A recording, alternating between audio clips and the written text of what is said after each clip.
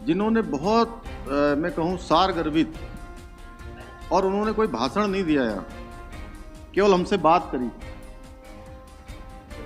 उत्तर प्रदेश यहीं लखीमपुर से हमारी सांसद, राष्ट्रीय उपाध्यक्ष, हमारे प्रांत की सह प्रभारी, और पूरे चुनाव में और चुनाव से पहले और अभी अभी जो चुनाव हुआ उस चुनाव में तो उन्होंने गली गली जाकर, पहाड़ों में एक एक जगह जाकर काम किया।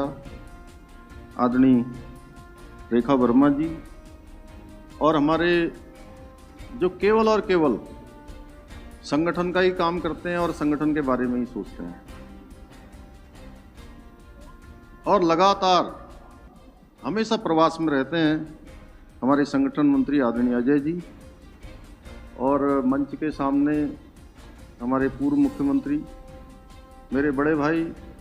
और मैं सच कहूं तो उनके बाद मुझे ये मुख्य सेवक वाला काम मिला, एक ये संयोग था। वैसे उन्होंने हमेशा एक बड़े भाई के नाते मेरा मार्गदर्शन किया है। जब मैं छात्र संघ के चुनाव लड़ने की तैयारी में था, विद्यार्थी परिषद में था, हमेशा, और आज भी आदरणीय तीरथ सिंह रावत जी, और सामने बैठे हुए राज्यसभा के सांसद आदरणीय नरेश बंसल जी, लोकसभा के सांसद अजय टमटा जी, मंत्रिमंडल के हमारे सभी सहयोगी गण, मैं सबका नाम लूँगा तो बड़ा लंबा हो जाएगा, ठीक है महाराज जी। और हमारे पूर्व अध्यक्ष आदरणीय बिसंदा और आदरणीय बंशीधर भगत जी, और हमारे सभी पार्टी के प्रदेश के पदाधिकारी गण, सभी सांसद गण, सभी विधायक गण, सभी इस कार्य समिति के सभी सम्मानित सदस्य भाइयों एवं बहनों, मैं सर्वप्रथम तो आप सबकी कर्मठता के कारण राज्य में जो भारतीय जनता पार्टी को ऐतिहासिक जीत मिली है, उसके लिए मैं आप सबका हृदय से अभिनंदन करता हूं। आप सबको बहुत बधाई देता हूं। ये आप सभी की मेहनत का ही फल है कि हमने इस बार चुनाव में दो बार इतिहास बनाया। पहले जैसा अभी मेरे से पहले वाले सभी वक्ताओं ने कहा कि जितने भी यहाँ पर 4 आम चुनाव हुए राज्य बनने के बाद, 4 आम चुनावों में हर बार ये होता था, एक बार भारतीय जनता पार्टी की सरकार बनती थी, एक बार कांग्रेस पार्टी की सरकार बनती थी, और हर बार ये क्रम दोहराया जाता था। और इस बार भी बहुत लोगों में संशय था। यहाँ से बोलते समय आदरणीय नरेश जी कह रहे थे, मैं सच बताऊं तो आपने हमेशा मेरा मार्गदर्शन किया है, और आपकी एक एक बात हमको ऐसा लगता है कि वो हमारे लिए एक शिक्षा है, और इस शिक्षा को मैंने ग्रहण किया है, और मैंने देखा है कि किस प्रकार का वातावरण था, और आप सब लोगों ने भी देखा होगा जब हम चुनाव में जा रहे थे तो किस प्रकार की स्थिति थी और कैसा शुरू में वातावरण था। हम लोग कितनी कठिन परिस्थितियों में चुनाव में गए हैं, और आप सबकी मेहनत के कारण से पहले हमने राज्य में एक मिथक तोड़ा, और 2/3 बहुमत की, प्रचंड बहुमत की सरकार हम आप सब लोगों ने प्रदेश के अंदर बनाई। और फिर चंपावत की जनता ने भी भारतीय जनता पार्टी पर, हमारे देश के यशस्वी प्रधानमंत्री जी के नेतृत्व पर फिर से भरोसा दोहराया, और ऐतिहासिक, और मैं सच कहूं तो मुझे भी जब पूछा जा रहा था ऊपर से, तो मैं ये कह रहा था कि 85 से 90% तक वोट मिल सकते हैं, और जब ये 93% और 94% तक पहुंच गया तो निश्चित रूप से मैं उसके लिए आप सब कार्यकर्ताओं की मेहनत का ही परिणाम इसको मानता हूं कि आप सबकी जो कार्यकर्ता सीधे सीधे वहां लगे हुए थे वो तो काम कर ही रहे थे, लेकिन जो लोग वहां पहुंच नहीं पाए क्योंकि संगठन की ऐसी व्यवस्था थी, इस बार हमारी रेखा दीदी ने, आदरणीय दुष्यंत जी ने, और ऊपर से हमारे महामंत्री संगठन संतोष जी ने और अजय जी के द्वारा जो संचालित हो रहा था, तो सबको कहा गया था कि इस बार जो है चुनाव में, सबको कहा जा रहा था कि इस बार चुनाव में आप लोग वहीं से अपनी शुभकामनाएं दे दीजिए। गर्मी भी बहुत थी नीचे के टाइम पे। क्यों प्रेम भाई, आप तो गए थे, और चंदन रामदास जी, रेखा जी, हमारे गणेश जोशी जी, लगातार अजय टमटा जी और कैलाश शर्मा जी तो पूरे चुनाव के प्रभारी थे वहाँ। ये तो एक भी दिन घर नहीं गए हैं, एक भी दिन घर नहीं गए।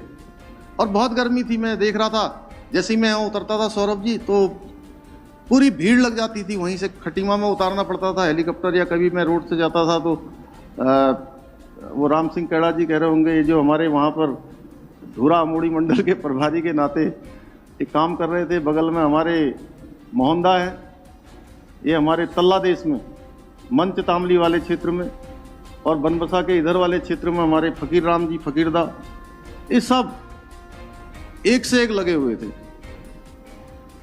आ रहे थे सभी लोग, मोहन सिंह जी भी आए, मुन्ना दा भी आए, मनवीर जी, सब लोग। पुरस्कार काला जी की बड़ी ड्यूटी लगी थी, किरण जी तो वहीं की है। तो ऐसे मतलब बहुत लोगों का, मैं किस किस का नाम लूँ, हमारे केदारदा वहाँ बैठे हैं, ये भी अपना जो है, इनकी भी ड्यूटी नहीं लगी लेकिन ये भी ड्यूटी करके चले गए। तो ऐसे बहुत सारे लोग, दिनेश भाई हमारे लगे थे, रोहिला जी आ रहे थे, जा रहे थे। अब मेरे को जहाँ जहाँ नजर जा रही वैसे सभी लोग जो है, कोई ना कोई आया ही था उसमें। सरिता दीदी भी वहाँ घूम रही थी पूरा, शांति दीदी, सब लगे थे वहाँ। और मैं कह रहा था सबसे, कुछ लोग यहाँ अजय जी के पास जा रहे थे, अजय जी से कह रहे थे कि मुख्यमंत्री जी ने हमको भेजा है। तो एक दिन इन्होंने मुझसे पूछा कि सब तो आपका नाम लेके आ जा रहे हैं वहां। मैंने कहा मैंने तो एक को भी नहीं कहा है कि जाओ, नॉट ए सिंगल। लेकिन अब मेरे से सब कह रहे थे, अब ये अजय जी भी नाराज हो रहे थे मुझसे, ये सोच रहे थे कि जो है मैं भेज दे रहा हूं और इनको मैं बता नहीं रहा हूं। तो एक दिन जब बात क्लियर हुई तो मैंने सोचा कि मैं क्यों ना मंच से कह दूं, लेकिन अब ये बड़ा खराब लगता है कि मंच से मैं कहूं कि भाई तुम, मैं चुनाव लड़ रहा हूं, प्रत्याशी हूं और तुम चुनाव में मत आओ। तो मैंने उनसे बड़े उससे कहा, मैंने कहा यहाँ गर्मी बहुत है और आप लोग परेशान मत होइए, यहाँ के कार्यकर्ता खुद ही जो है सब काम कर रहे हैं, और रहने की भी व्यवस्था नहीं है। सारे होटल जो है जितने टनकपुर में, बनबसा में, चंपावत में और लोहाघाट तक और खटीमा तक सारे होटल बुक हो गए। अभी वो कैलाश गहतोड़ी जी नहीं है, वो कह रहे थे कि जो है आप सबको जो है वहाँ निसास लग रहा है। वो कह रहे हैं कि जैसे जो है अब बिल्कुल सन्नाटा हो गया। आप लोगों ने इतनी चहल पहल जाकर वहाँ करी, तो मैं आप सभी का अपनी तरफ से बहुत धन्यवाद करता हूँ। आप सबका मैं आभारी हूँ कि इतना प्रचंड बहुमत, 94% मत, ये मुझे नहीं बल्कि भारतीय जनता पार्टी की नीतियों को, हमारे कार्यकर्ताओं के अथक परिश्रम को मिला मत है। और इस विराट जीत के लिए आज मैं इस मंच से अपने एक एक कार्यकर्ता को हृदय की गहराइयों से मैं सबका धन्यवाद करता हूं।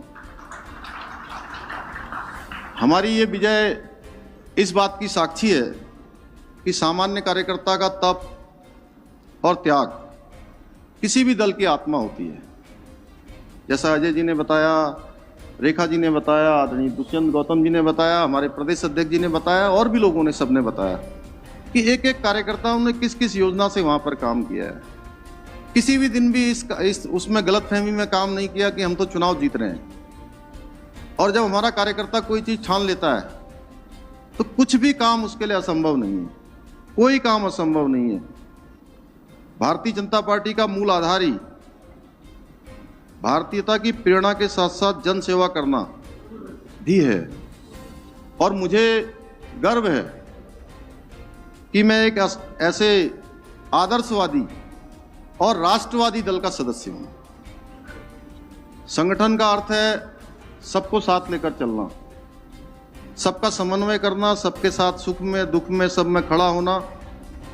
जिस प्रकार से भारतीय जनता पार्टी अपने एक एक कार्यकर्ता को प्रोत्साहन करती है, और वो प्रधानमंत्री जी की जो मन की बात होती है, जिसके बारे में अजय जी आप सब लोगों से बार बार कह रहे थे, सुनने का आग्रह कर रहे थे, सबको कार्यक्रम के रूप में लेने को कह रहे थे, तो उसमें लगातार ये दिखाई देता है कि वो एक एक सामान्य कार्यकर्ता की किस प्रकार से चिंता करते हैं। और हमारे उत्तराखंड के साथ तो जिस प्रकार का उनका लगाव है वो किसी से छुपा हुआ नहीं है। कोई ऐसा कार्यक्रम नहीं होता है, मन की बात का हो या कोई उनका अन्य कार्यक्रम हो, कोई लाभार्थियों का कार्यक्रम हो, हर कार्यक्रम में उत्तराखंड को छूने का काम उनके द्वारा होता है। उत्तराखंड को हमेशा वो स्पर्श करते हैं, उनकी आत्मा हमेशा उत्तराखंड के साथ जुड़ी होती है। और मैं समझता हूं कि दुनिया का कोई ऐसा राजनीतिक दल होगा जहां इस पद्धति पर अमल किया जाता रहा होगा। निस्वार्थ सेवा ही हमारे संगठन का संकल्प रहा है, ये हमारी कार्यशैली भी है और ये हमारे कामों से, जैसा हमने कोरोना महामारी के दौरान या कोई भी आपदा का समय आया हो, कोई विपत्ति का समय आया हो, कोई ऐसा समय आया हो जिसमें समाज के साथ खड़ा होना है, वहां पर सबसे पहले अगर कोई खड़ा हुआ है तो भारतीय जनता पार्टी का कार्यकर्ता खड़ा हुआ है। इसलिए किसी ने ठीक ही कहा है, संगठन ही व्यक्ति है, संगठन ही भक्ति है। संगठित हर काम में एक अद्भुत शक्ति है। जब इरादे नेक हों, ध्येय सबके एक हों, लक्ष्य धारण कर आगे बढ़े, मन में हो बस यही आसक्ति है। आज यहां से इस भव्य जो हमारा आज का ये संगठनात्मक कार्यक्रम हुआ है, हम सबको इसको लेकर आगे बढ़ना है। बहुत सारी बातें हम सब लोगों को हमारे नेताओं के द्वारा, हमारे पदाधिकारियों के द्वारा यहाँ से बताई गई है। हमें इसी प्रण को लेकर आगे बढ़ना है कि जन जन की आकांक्षाओं को पूर्ण करते हुए हमें उत्तराखंड को हिंदुस्तान का श्रेष्ठ राज्य बनाना है। और हम लोगों ने संकल्प लिया है कि 2025 जब राज्य का हम स्थापना दिवस मना रहे होंगे, राज्य के निर्माण का रजत जयंती वर्ष मना रहे होंगे, उस समय हम हिंदुस्तान के श्रेष्ठ राज्यों में से हैं और उस दिशा में हम आगे बढ़ रहे हैं। उस दिशा में हम एक एक कदम आगे बढ़ा रहे हैं। धीरे धीरे कुछ व्यवस्थाओं को हम ठीक करने का काम कर रहे हैं। उत्तराखंड की देवतुल्य जनता ने हमें आशीर्वाद और दायित्व जो भी हमें दिया है, उसे हम, जो हमारा विकल्प रहित संकल्प है, उस विकल्प रहित संकल्प के साथ आगे बढ़ना है। क्योंकि मैं विकल्प रहित संकल्प इसलिए कह रहा हूं कि संकल्प में अगर कोई विकल्प आ गया, जब संकल्प में कोई विकल्प आ जाता है तो हमारा संकल्प टूट जाता है, रास्ते हमसे भटक जाते हैं, मंजिल हमारी दूर चली जाती है, सपने हमारे छूट जाते हैं। इसलिए संकल्प में विकल्प का ना आना ही संकल्प का सिद्ध होना है। इसलिए विकल्प रहित संकल्प के साथ आगे बढ़ना है। हमारी सरकार का सिद्धांत है जन कल्याण, और हम कभी भी अपनी इस प्रतिबद्धता से पीछे नहीं हटेंगे। जो आज मोदी जी के नेतृत्व में देश के अंदर एक नया वर्क कल्चर आया है, एक नई कार्य पद्धति आई है, एक नई कार्य संस्कृति आई है, उसी का परिणाम है कि चाहे हम राजनीतिक क्षेत्र में हो, सामाजिक क्षेत्र में हो, प्रशासनिक क्षेत्र में हो, व्यापारिक क्षेत्र में हो, किसी भी क्षेत्र में हो, अगर हम काम नहीं करेंगे, अब शॉर्टकट नाम का कोई चीज नहीं है। शॉर्टकट कुछ नहीं है, हमें अपने आप को खपाना होगा, लगाना होगा, और इस रास्ते में परेशानियां भी आएंगी, इस रास्ते में कई सारी मुश्किलें भी आएंगी।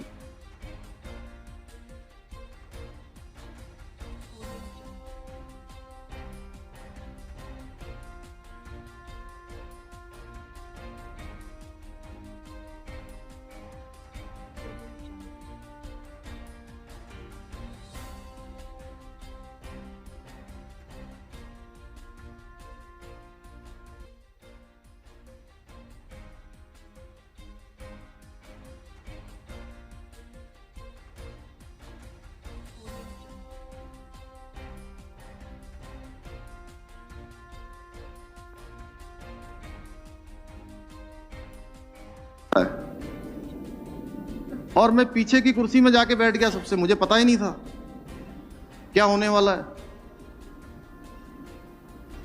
और अचानक वहां से मुझे दायित्व दे दिया गया। ये इस बात का प्रमाण है कि आप सब लोगों में से भी जो लोग सब लोग काम कर रहे हैं, मैं सबसे एक ही बात कहना चाहता हूं। देखिए, हमारे यहां सबके बारे में विचार होता है। कई बार हम लोग सोचते हैं कि कोई हमारे बारे में विचार नहीं कर रहा है, हमारे बारे में कोई सोच नहीं रहा है, कोई देख नहीं रहा है।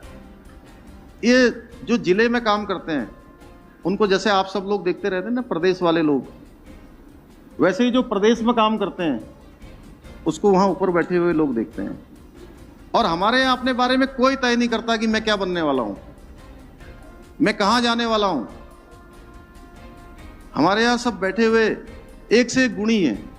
हर किसी का जहां पर भी संगठन को लगेगा कि किसी का अच्छा उपयोग हो सकता है, वहां पर संगठन उसका उपयोग जरूर करता है।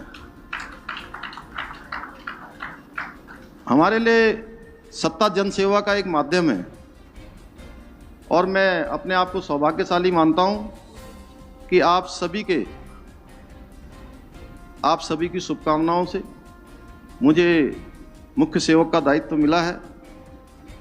हमें इस प्रदेश के लोगों द्वारा देखे गए सपनों को अपना मानकर हम सब लोगों का दायित्व बनता है कि इनकी पूर्ति के लिए दिन रात एक करना है, पूरी जी जान से खपना है। क्योंकि हम जितने लोग भी यहां बैठे हैं, किसी को भाषण की आवश्यकता नहीं है। आप तो स्वयं सब भाषण देने वाले हैं। क्यों धंधा? ये तो सब भाषण देने वाले हैं। क्यों विश्वास भाई, सब बताइए। यहां किसी को भाषण की जरूरत नहीं है। ये तो क्या है कि सब लोग भाषण इसलिए दे रहे हैं कि आप लोगों को बार बार याद दिलाया जा रहा है। जैसे हनुमान को उनकी शक्ति याद दिलाई जाती है, वैसे आप लोगों को जो है ये शक्ति याद दिलाई जा रही है। भाइयों बहनों, जिस प्रकार से हमें सत्ता मिली है, अब आप लोग सब लोग उसी प्रकार से हैं। ये नहीं कि मैं यहाँ मुख्य सेवक हूँ, मदन जी हमारे प्रदेश अध्यक्ष हैं, अजय जी संगठन मंत्री हैं, हमारे मंत्रीगण बैठे हैं, सांसदगण बैठे हैं, सभी हमारे वरिष्ठ विधायकगण बैठे हैं, सब पदाधिकारीगण बैठे हैं। अब हमारी स्थिति ये हो गई है क्योंकि जनता ने हमको प्रचंड बहुमत दिया है, 2/3 बहुमत की सरकार दी है और मिथक तोड़ा है। तो आपकी स्थिति कैसी हो गई? जैसे आजकल लीची और आम के पेड़ों में जो है ना, लीची भी लगे हैं खूब, क्या है वो नीचे को हो रहे हैं ना, जिसमें लगे हैं तो झुक रहे हैं कि नहीं झुक रहे हैं? क्यों महाराज जी?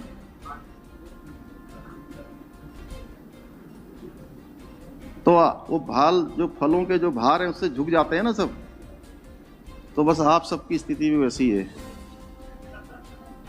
ये कोई, मैं यहां से बोल रहा हूं, ये मेरी कोई निजी यात्रा नहीं है। अरे भाई, इस बात पे ताली तो बजा दीजिए सब लोग। कोई खुश नहीं हो रहा है क्या इस बात से? क्यों तीरथ दा, मैं अच्छी बात बोल रहा हूं नहीं बोल रहा हूं?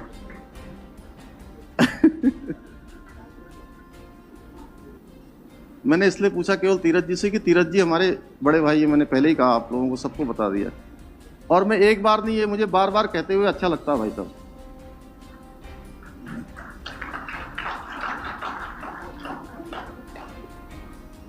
अब हमें झुककर इस प्रदेश के प्रत्येक वंचित और पीड़ित के दर्द को अपना समझकर काम करना है। और हमारे शास्त्रों में कहा गया है, यथा यथाय तुष्यत तथा संतो यस्य तुम, अर्थात जिसकी हम सेवा करते हैं उसका सुख ही हमारा संतोष है।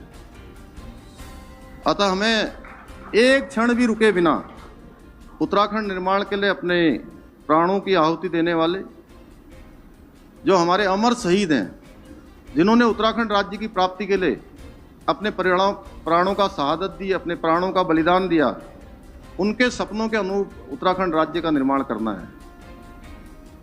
आज कांग्रेस मुक्त भारत एक जुमला नहीं बल्कि एक सच्चाई बन गई है।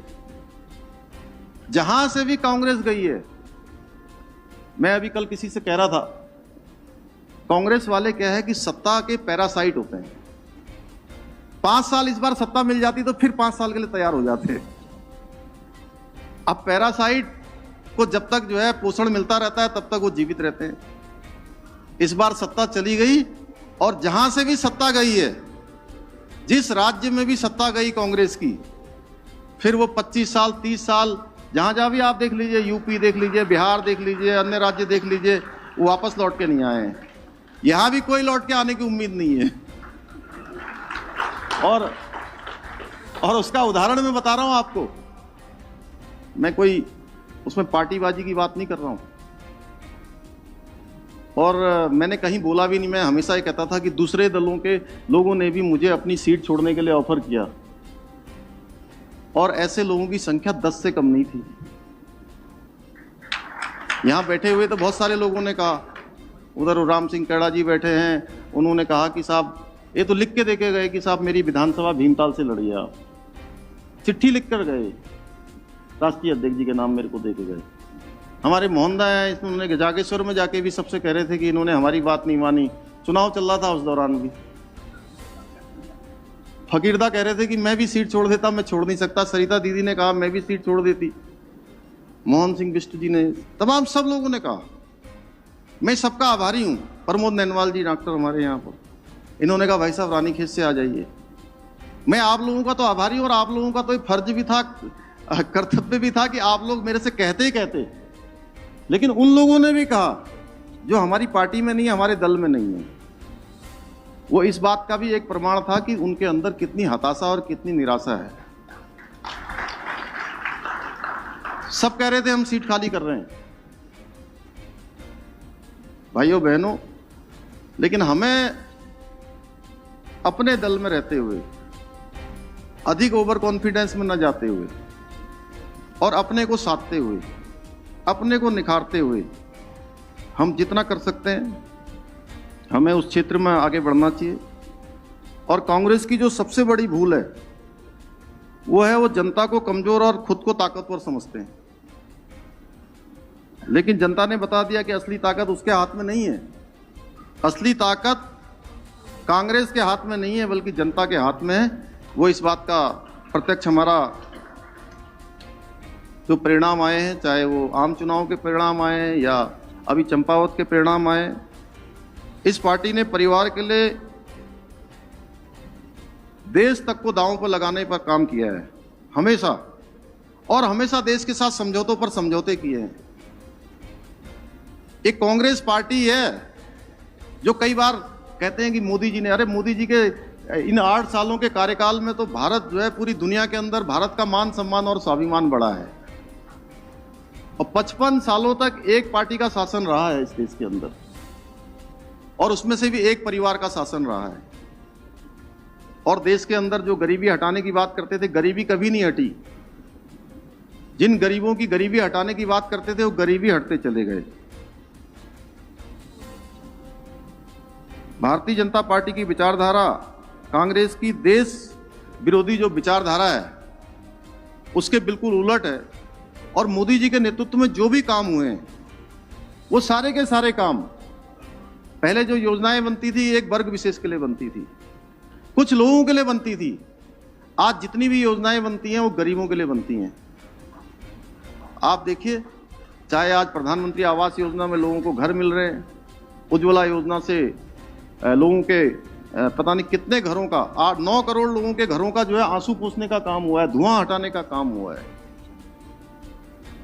देश के अंदर आयुष्मान भारत योजना ने जहां लोगों को 5 लाख रुपए तक का इलाज देने का काम हुआ है।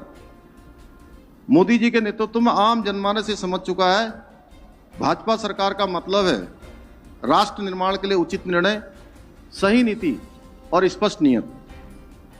चुनाव के दौरान आप सब लोग गए, अभी यहां से बोल भी रहे थे सब लोग, कि लोगों ने हमें कैसे बताया कि उन्हें मुफ्त राशन ने उन्हें कैसे सहायता दी। कितने लोगों ने हमें बताया कि मुफ्त का उन्हें इलाज मिला। अनेकों लोगों ने बताया कि मोदी जी के कारण हमको पक्का मकान मिला और मुफ्त वैक्सीन लगने की सुरक्षा मिली। जो कहते हैं महंगाई बढ़ गई, अरे जहां देश के अंदर इतना बड़ा, दुनिया के अंदर इतनी वैश्विक महामारी आई, उस महामारी में भी देश के अंदर कोई काम नहीं रुका। सारे काम चलते रहे, सारे विकास के काम होते रहे। और वैक्सीनेशन भी, एक वैक्सीन मुफ्त में लगाई गई, दूसरी वैक्सीन मुफ्त में लगाई गई, तीसरी बूस्टर डोज के रूप में वैक्सीन मुफ्त में लगाई गई। और केवल इंडिया के अंदर ही नहीं, भारत के बाहर भी 20 करोड़ से ज्यादा वैक्सीन देने का काम जो है हमारे देश के प्रधानमंत्री जी के नेतृत्व में हुआ है। करोड़ों लोगों तक अनाज पहुंचा है, करोड़ों लोगों को टीका मुफ्त में लगाया गया, रसोई घरों से धुआं हटाया गया, हमारी सीमाओं को सुरक्षित बनाना हो, ये सभी कार्य पिछले 8 सालों में आदरणीय प्रधानमंत्री मोदी जी के नेतृत्व के कारण से ही, उनके तप के कारण से ही संभव हुए हैं। आज भारत विकसित देशों में न केवल उनके बराबरी पर खड़ा हो गया है, बल्कि उनकी आंखों में आंखें डालकर अपने हितों की भी बात करता है। पहले की और अब की तुलना में जो है इस प्रकार का अंतर आ गया है। आदरणीय प्रधानमंत्री जी के नेतृत्व में भारत आज कूटनीतिक संबंधों का भी एक नया अध्याय लिख रहा है, जिसमें भारत के हित सर्वोपरि होते हैं। किसी भी देश में मोदी जी जाते हैं तो पहले भी प्रधानमंत्री देशों में जाते थे, दुनिया के देशों में जाते थे, पता तक नहीं लगता था कि प्रधानमंत्री का दौरा हो रहा है। आज पूरी दुनिया में खलबली मची होती कि मोदी जी का आज जापान दौरा हो रहा है, मोदी जी का आज फ्रांस में दौरा हो रहा है, आज जर्मनी में दौरा हो रहा है, आज मोदी जी G24 में अपना भाषण दे रहे हैं। पूरी दुनिया टकटकी लगाकर देखती कि मोदी जी का एक्शन क्या हो रहा है। भारत का मान सम्मान इस प्रकार से दुनिया में बढ़ा है। वो समय अब बीत चुका है जब भारत को समझौते करने पड़ते थे। अब भारत समझौते नहीं करता है। जैसा अभी आदरणीय दुष्यंत गौतम जी बता रहे थे कि गोली का जवाब गोली से दिया जाता है, बल्कि मैं तो कहूंगा कि गोलों से दिया जाता है। ये किसके नेतृत्व में हो रहा है? मोदी जी के नेतृत्व में हो रहा है। एक सैनिक पुत्र होने के नाते आप कल्पना नहीं कर सकते, मेरे लिए वो पल एक गौरव का पल होता है जब मैं किसी सैन्य परिवार से मिलता हूं और उनकी आंखों में मैं एक भारत के नेतृत्व के प्रति जो आत्मविश्वास दिखता है। मुझे लगता है कि मोदी जी के नेतृत्व में नया भारत बन रहा है, एक ऐसा भारत बन रहा है जो दुनिया को दिशा देने का काम करेगा। वरना एक समय था जब हमारे सैनिकों को अपने बूटों के लिए, अपने जैकेट के लिए, अपने अच्छे कपड़ों के लिए, जो -डिग्री तापमान में काम करते हैं, उसके लिए उनको बार बार कहना पड़ता था, लेकिन बार बार कहने के बाद भी उनको नहीं मिलते थे। ये सारा का सारा जो सेना के हमारे जवानों के लिए जो सुविधाओं की बात है, वो सुविधा देने का भी काम किसी के नेतृत्व में हुआ है तो हमारे देश के प्रधानमंत्री मोदी जी के नेतृत्व में हुआ है। बीते 8 सालों में दुनिया में भारत की असीम जनशक्ति को पहचाना है और एक नए भारत का निर्माण होते हुए देखा है। साथियों, आज देश में चाहे सड़कों का एक विराट नेटवर्क हो, जिन स्थानों तक सोचा नहीं गया था वहां तक रेल मार्ग बन रहे हैं। ऋषिकेश कर्णप्रयाग रेल लाइन का काम कितनी तेजी से चल रहा है। 2024 तक लोग ऋषिकेश से कर्णप्रयाग तक की यात्रा रेल से करेंगे, जो एक सपने से कम नहीं है। मैं कई बार कहता हूं, जहां से आदरणीय तीरथ भाई साहब जहां के सांसद हैं, इनके लोकसभा क्षेत्र का एक गांव है घेस, कोई है उस क्षेत्र का बलवीर है। कहते हैं जहां हुआ शुरू घेस वहीं हुआ खत्म देश। यही है ना आशा बहन जी? हाँ, घेस से आगे नहीं, जहां हुआ शुरू घेस वहीं खत्म हुआ देश। तो वो घेस के बच्चे एक बार देहरादून आए थे, आज से 5-6 साल पहले। एक बार विनोद कंडारी ने भी कोई कार्यक्रम चलाया था, पता नहीं विनोद कंडारी चला गया क्या। तो वहां के बच्चे आए थे, तो उन बच्चों से मैंने पूछा कि आप लोग कहाँ कहाँ जाने वाले हो। तो उन बच्चों ने मुझे बताया कि हम IIP देखेंगे, हम सर्वे ऑफ इंडिया देखेंगे, हम इंडियन मिलिट्री एकेडमी देखेंगे, हम ONGC देखेंगे, विधानसभा देखना है हमने और सचिवालय देखना है। मैंने कहा और क्या देखना है? तो लास्ट में बोले रेल देखनी है। तो उन बच्चों ने प्रत्यक्ष रूप से रेल कहां से देखते हो, घेस के आने वाले बच्चे। तो जिनके लिए रेल देखना एक सपना था, एक आश्चर्य था कि साक्षात वो रेल देखें। अब वहां तक हमारी रेल जा रही है और ये मोदी जी के नेतृत्व में संभव हो रहा है। आम आदमी के लिए अब हवाई यात्रा महज एक हवाई ख्याल नहीं रह गया है। भारत केवल आर्थिक और कूटनीतिक मोर्चे पर ही नहीं सशक्त हो रहा है, बल्कि हम अपनी सांस्कृतिक पहचान को भी पुनः स्थापित कर रहे हैं। उसके बहुत सारे उदाहरण हैं। अब मैं लंबा जाऊंगा तो वैसे ही आप लोग लंबा हो चुका है, मैं बहुत लंबा नहीं करना चाहता। मैंने पहले ही कहा कि आप लोग भाषण सुनने वाले नहीं हैं, आप तो सब लोग सुनाने वाले हैं, लोगों को बताने वाले हैं। लेकिन मैं केवल आपके स्मरण के लिए सब बातें आपके सामने कर रहा हूं कि जैसे देश के अंदर मनाया जाने वाला योग दिवस, जिसके बारे में भी अजय जी ने यहाँ से बताया कि योग दिवस के दिन हमें मंडलों पर कार्यक्रम करने हैं, उससे नीचे के कार्यक्रम करने हैं। धर्म, संस्कृति और हमारा अध्यात्म, इसके उत्थान का काल भी मोदी जी के आने के बाद आया है। और आज करोड़ों राम भक्तों की आस्था का प्रतीक राम मंदिर का निर्माण कार्य जारी है और जल्दी हम रामलला के एक भव्य और दिव्य मंदिर के दर्शन कर सकेंगे। मैं वहां गया था पहले 1999 में। मैंने वहां देखा कि रामलला टेंट के अंदर है। और आज मैं पिछले वर्ष अयोध्या गया, आदरणीय नरेश जी और मैं साथ साथ गए थे। तब हमने देखा कि वहां कितनी बड़ी बड़ी कंपनियां काम कर रही है, कितने ड्रिल 100 फीट तक नीचे तक ड्रिल हो रहा है। उसके बाद उसका मंदिर का निर्माण हो रहा है। वो केवल हिंदुस्तान का नहीं, मैं तो कहूं कि दुनिया का सबसे बड़ा धार्मिक स्थान बनने वाला है। इसी प्रकार से मोदी जी के नेतृत्व में बाबा विश्वनाथ धाम का भी एक भव्य काशी और दिव्य काशी बन चुकी है। पहले वहां पर जाने के लिए एक सकरा सा रास्ता हुआ करता था, आज वहां जाने के लिए एक हाईवे जैसा 5 लाख लोगों का कार्यक्रम वहां पर हो रहा है। अभी योगी जी आए थे, बता रहे थे कि एक दिन में 1 लाख से भी ज्यादा लोग जो है वहां पर जो है दर्शन करते हैं। कोई शिव भक्त अगर बाबा को जलाभिषेक करना चाहता है या गंगा जी का जल चढ़ाना चाहता है तो उसके लिए पहले मार्ग नहीं होता था। आज लाखों शिव भक्त जो है रोज जो है बाबा विश्वनाथ जी को जो है जलाभिषेक कर रहे हैं। ये मोदी जी के नेतृत्व के कारण संभव हुआ है। इसी प्रकार से मोदी जी के विजन के फलस्वरूप हमारे उत्तराखंड में आपदा के बाद किस प्रकार से पूरा परिसर क्षतिग्रस्त हो गया था केदार बाबा का, आज वह भी नया रूप ले चुका है। भव्य केदारपुरी और दिव्य केदारपुरी के दर्शन कर पा रहे हैं और पूरी हिंदुस्तान से। अभी महाराज जी बता रहे थे कितने लाख आ गए महाराज जी? 25 लाख से ज्यादा लोग अभी तक दर्शन कर चुके हैं। और अभी तो 1 महीना हुआ है, पूरी यात्रा बची हुई है। हमको मशक्कत करनी पड़ रही है, हमको मशक्कत करनी पड़ रही है रात दिन। मैं लोगों से अनुरोध कर रहा हूं, टीवी पर अपील कर रहा हूं, अखबारों में हम लोग विज्ञापन दे रहे हैं कि आप जब तक आपका रजिस्ट्रेशन न हो, जब तक आपको रहने की व्यवस्था न हो, आपका जाने की व्यवस्था न हो, जब तक आप हमारा प्रशासन आपको अलाउ न करे तब तक आप वहां मत आइए। जब तक आपका स्वास्थ्य अलाउ न करे तब तक मत आइए। क्योंकि आप लोगों ने देखा होगा पिछले दिनों ये क्रीम बैठी हुई है पूरे उत्तराखंड की। हमारी पार्टी की भी क्रीम है, समाज की भी क्रीम है, हमारे प्रदेश की भी क्रीम है। तो आप सबके माध्यम से, और मैं बार बार टेलीविजन पर भी कह रहा हूं, मैं जितने कार्यक्रमों में जाता हूं यात्रा का मैं उल्लेख करता हूं।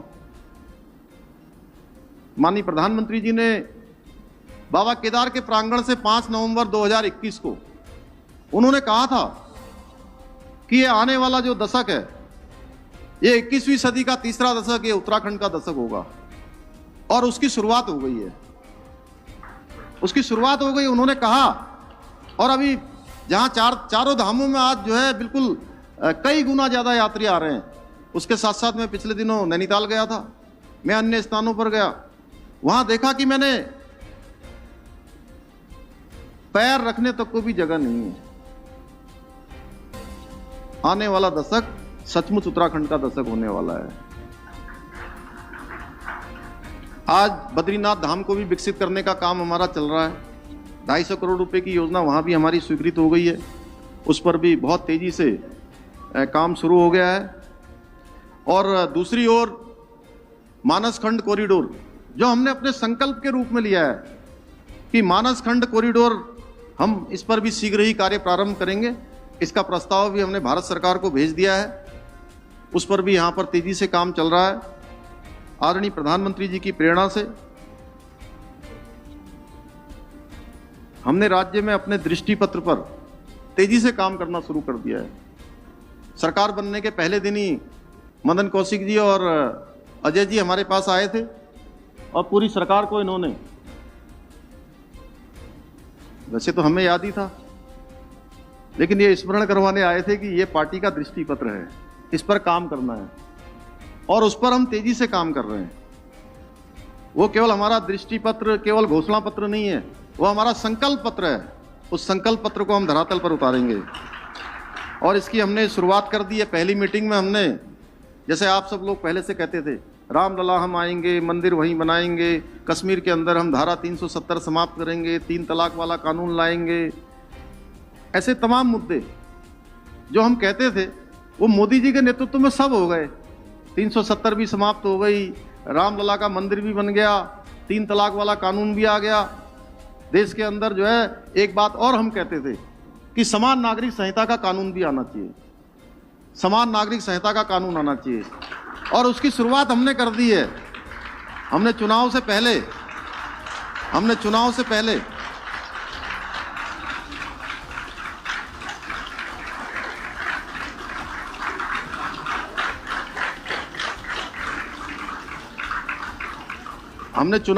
संकल्प लिया था, पता है ना सब लोगों को। मुझे डेट भी याद है, 12 फरवरी 2022 को हमने संकल्प लिया था कि उत्तराखंड हमारा जो है 2 अंतर्राष्ट्रीय सीमाओं से लगा हुआ राज्य है। प्रत्येक परिवार से यहाँ सेना में कोई ना कोई है, कोई सेना में है, कोई अर्धसैनिक बलों में है। यहाँ पर ये देवभूमि है, यहाँ पर हमारा धर्म, संस्कृति और अध्यात्म का केंद्र है। यहाँ पर रहने वाले सभी के लिए, चाहे किसी धर्म का हो, किसी पंथ का हो, किसी समुदाय का हो। मुन्ना भाई साहब, आप तो उसके संविधान के भी विशेषज्ञ हो। तो हमने संकल्प लिया था, उत्तराखंड की देवतुल्य जनता के सामने हमने अपना संकल्प रखा था कि हम संकल्प लेते हैं कि हमारी नई सरकार बनेगी और नई सरकार के बनते ही, उसके शपथ ग्रहण होते ही हम सबसे पहले इसके लिए कमेटी का गठन करेंगे। और हमने सरकार के बनते ही सबसे पहले कोई काम किया तो हमने जो है कमेटी बैठाने का गठन लिया। हमारे सतपाल महाराज जी यहाँ पर बैठे हुए हैं, चंदन रामदास जी हैं, सौरभ बहुगुणा जी हैं, प्रेमचंद अग्रवाल जी हैं, सुबोध उनियाल जी हैं, धन सिंह रावत जी हैं, गणेश जोशी जी हैं, और कोई रह तो नहीं गया, रेखा जी, हाँ रेखा जी हैं। तो सब लोगों ने, हमने एक सर्वसम्मति से कि नहीं, हम जो हमने संकल्प लिया है हमारी सरकार उसको जो है पूरा करेगी। आज हमने उसकी कमेटी का भी गठन कर दिया है और अगले कुछ माह काम करने के बाद कमेटी ड्राफ्ट बनाएगी, सबसे बात करेगी, सारे हितधारकों से बात करेगी, जो भी उससे प्रभावित होने वाले हैं। और उसका मैं एक छोटा आकलन पढ़ रहा था कहीं, उस आकलन में आया है 20% मुकदमे कम हो जाएंगे। 20% जो न्यायालयों में मुकदमे चल रहे हैं, एक समान नागरिक संहिता आने के बाद 20% उन मुकदमों में कमी आ जाएगी। ये तो एक पक्ष है, और भी कई सारी चीजें होने वाली हैं उसके कारण से। तो इसकी शुरुआत हमने करी है और उसकी शुरुआत करवाने का श्रेय आपको जाता है, उत्तराखंड की देवतुल्य जनता को जाता है, क्योंकि उत्तराखंड की देवतुल्य जनता ने हमें एक प्रचंड बहुमत दिया और हमने जो कहा उस पर उन्होंने मोहर लगाई और हम आगे बढ़ गए और हम लागू कर रहे हैं। हम देश के अन्य राज्यों से भी अपेक्षा कर रहे हैं, हम उनसे भी अपेक्षा कर रहे हैं कि हमने लागू कर दिया है, आप भी अपने अपने प्रदेशों में इसको लागू करिए। इसके अतिरिक्त जो अवांछित लोग हैं, जो यहाँ पर कई प्रकार के अपराध करते हैं, कई प्रकार की घटनाएं करते हैं, वो घटनाएं न करें। कई बार घटनाएं करने के बाद पता लगता है कि वो घटना कर गए। कोई उत्तर प्रदेश में कहीं पर दंगे किया हुआ होता है, कहीं कोई दूसरे प्रदेश से आया होता है, कोई हिस्ट्री सीटर रहा होता है, किसी पर रासुका लगी होती है, किसी पर गुंडा एक्ट लगा होता है, और ये तब मालूम चलता है जब हमारे यहाँ घटना करता है। इसको लेकर हमने वेरिफिकेशन ड्राइव चलाई है बहुत सख्ती से, हम उसको और सख्ती से करने वाले हैं। तमाम लोग उत्तराखंड छोड़ कर जा रहे हैं और मैंने अभी पता किया था, यहीं नैनीताल जिले में भी 25,000 लोगों का वेरिफिकेशन अभी तक हो चुका है। केवल नैनीताल जिले की बात कर रहा हूं, पूरे प्रदेश के अंदर हम इस प्रकार का वेरिफिकेशन चला रहे हैं। इसके साथ साथ धर्मांतरण को लेकर भी हम बहुत संवेदनशीलता से काम कर रहे हैं और ये भी हमारे समाज में घुन की तरह लगा हुआ है। हम सबको इस दिशा में भी काम करना है। जहां हमारे दूसरे संगठन काम कर रहे हैं वहां हमें भी इसमें काम करना है। और धर्मांतरण के कानून को भी हम और सख्ती से लागू करने वाले हैं, जो हमारे यहाँ लागू है, और इसको हम मजबूत करने वाले हैं। चार धाम यात्रा को उसका संचालन अच्छा हो, उसके लिए हम प्रतिबद्ध हैं। इस बात का हम पूरा ख्याल रख रहे हैं कि कोई भी श्रद्धालु जो हमारे यहाँ आ रहे हैं उनको किसी भी स्तर पर कोई भी परेशानी का सामना न करना पड़े। इस बार ये रिकॉर्ड तोड़ श्रद्धालुओं को आना, ये इस बात का स्पष्ट प्रमाण है। और मैं धन्यवाद करूंगा मदन कौशिक जी का और आप सब लोगों का कि आप लोगों ने आज अपने राजनीतिक प्रस्ताव में इस बात की सराहना भी की है। इस बात का आप लोगों ने हम लोगों को सरकार को जो है प्रोत्साहन करने का काम किया है कि यात्रा अच्छी चल रही है, अच्छी प्रकार से उसकी व्यवस्था हो रही है। अपने संकल्प के अनुसार हमने जो 3 LPG के सिलेंडर, जो हमने कहा था कि 1 साल के अंदर हम 3 LPG के सिलेंडर मुफ्त में भरने का काम करेंगे, रिफिल करने का काम करेंगे, वो भी हमारी सरकार ने उस वायदे को भी जो है, उस घोषणा को भी, उस संकल्प को भी धरातल पर उतारने के लिए उसका शासनादेश जारी कर दिया है। और उसके लिए हमने अलग से बजट की व्यवस्था कर दी है और 1,85,000 लोगों को, परिवारों को सीधे सीधे इससे लाभ मिलने वाला है। इसी प्रकार से जीरो टॉलरेंस की नीति पर काम करने के लिए, चूंकि उत्तराखंड हमारा देवभूमि है, उत्तराखंड हमारा सैनिकों का भी प्रदेश है, वीरों का भी प्रदेश है, ये हमारी देवभूमि है, तो यहाँ पर भ्रष्टाचार पर जीरो टॉलरेंस होना चाहिए। और वो केवल कुछ लोगों के कहने से नहीं होगा। उसके लिए हमने पहले दिन एक ऐप हमने बनाया है 1064, एक नंबर हमने जारी किया हुआ है और वो नंबर आप सबके माध्यम से आम जनता तक जाना चाहिए, सामान्य जनता तक जाना चाहिए।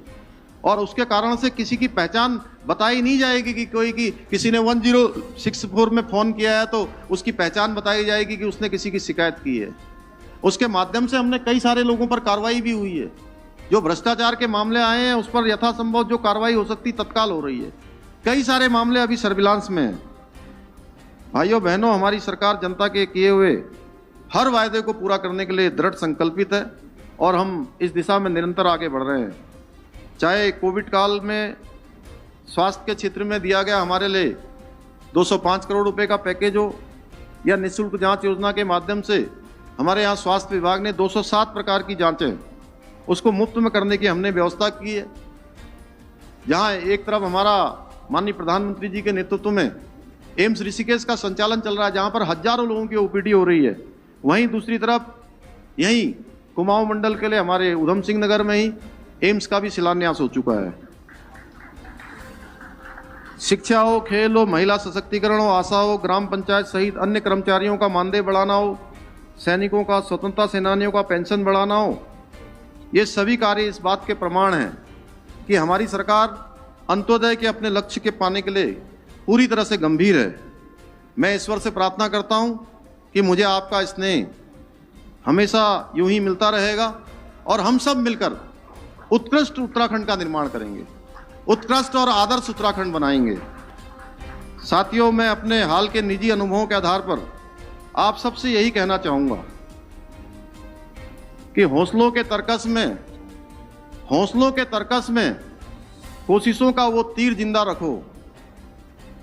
हार जाओ चाहे जिंदगी में सब कुछ, लेकिन फिर से जीतने की उम्मीद जिंदा रखो।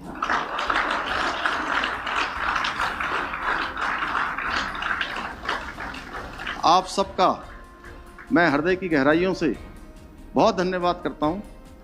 और एक बात अंत में कहते हुए कि देखिए, हम सब लोग, ये हमारा एक परिवार है और हम में से जो भी काम करेगा, यहाँ पर देखिए इतने सारे सीनियर लोग बैठे हैं। भाई साहब, देर तो हो ही गई है, 2 मिनट और ले लेता हूँ।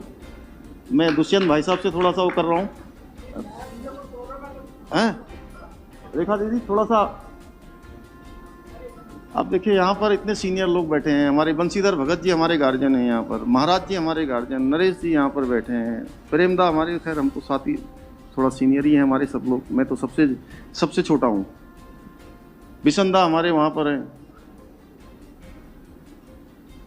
आप सब लोग हैं ही हैं। देखिए, जब किसी के भाग्य में जब माथे में लकीरें होती हैं, कोई माई का लाल उसको छीन नहीं सकता है। सब जो है कोई बदल नहीं सकता है, कोई बदल नहीं सकता है। बस और ये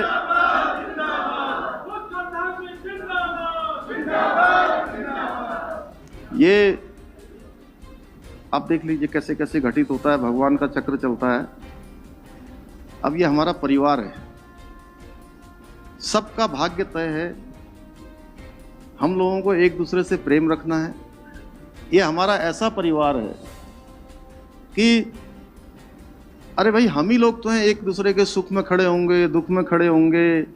और हमारे लोगों में तो आपस में ये होना चाहिए कि अगर एक दिन भी हमारी बात नहीं हुई ना किसी से,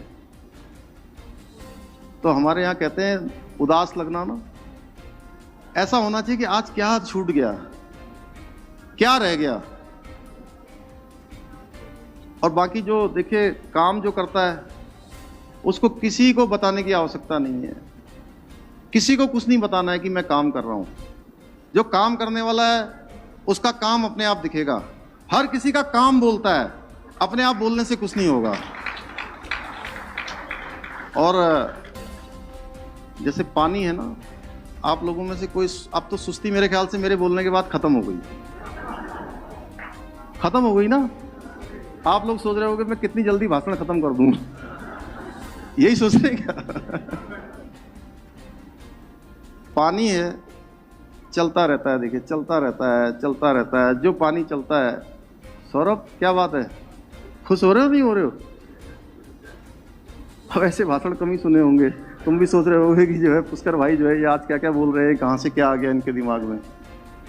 पानी जो चलता रहता है, चलता रहता है तो सबके काम आता है। कहीं सिंचाई के काम आता है, कहीं पीने के काम आता है, कहीं नहाने के काम आता है, कहीं आचमन के काम आता है। और जो पानी रुक जाता है गड्ढे में, क्या होता है? बदबू आने लगती है। आती कि नहीं आती बदबू? तो इसलिए पानी को अपने जीवन का प्रेरणा स्रोत मान लीजिए और चलते रहिए, चलते रहिए।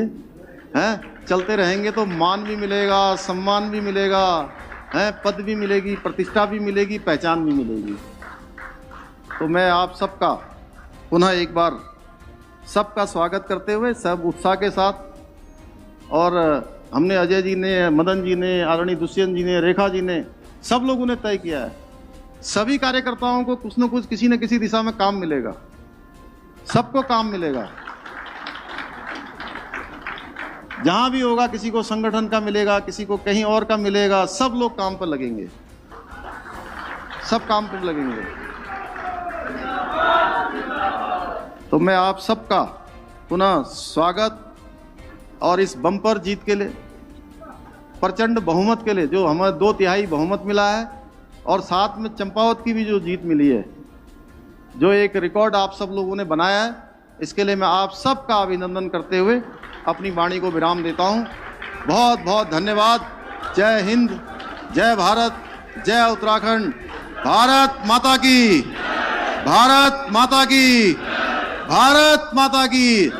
वंदे वंदे